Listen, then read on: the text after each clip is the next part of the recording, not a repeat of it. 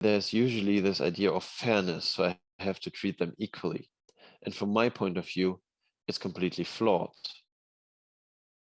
Another word, equality. Yes, that's a deep one. Comparing things is something that is very difficult. So I'm a mathematician, and there's a whole science behind comparing even mathematical objects, which are, with respect to humans and consciousness, very, very simple. But there's always a question, okay, in what measure? Like, how do we measure distance? And the key with respect to equality is, what are you looking for? For example, equality is very close to fairness. Let's say you have a brother and a sister, and they are treated by their parents in some way.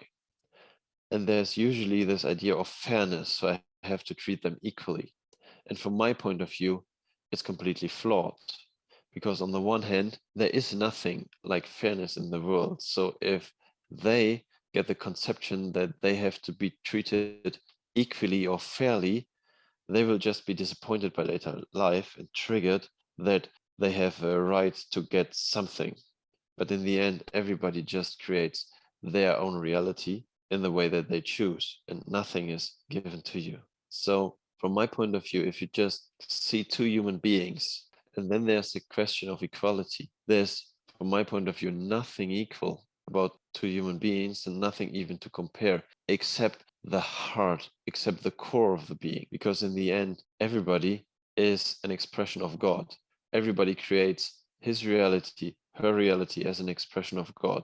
And therefore, everybody has exactly equal opportunity, exactly equal possibility, exactly equal powers. But the circumstances, the real world circumstances are completely different. Like, even if you look at two identical twins, for example, we might assume that they have an equal start or something. And I completely disagree, because they again have different past lives. They again have different, like, let's just say they are sleeping in bed, father, child one, child two, and mother. Then alone through the proximity in sleeping, the one closer to the father will take more out of the thoughts and of the being of the father, and the one closer to the mother will take more of the thoughts and the being of the mother. And therefore, they are different. They have a different start, except that they are completely the same, again, as inclinations of God in this reality. So, this is what I say to equality. There's no equality except from the core. And this is the most important equality of all.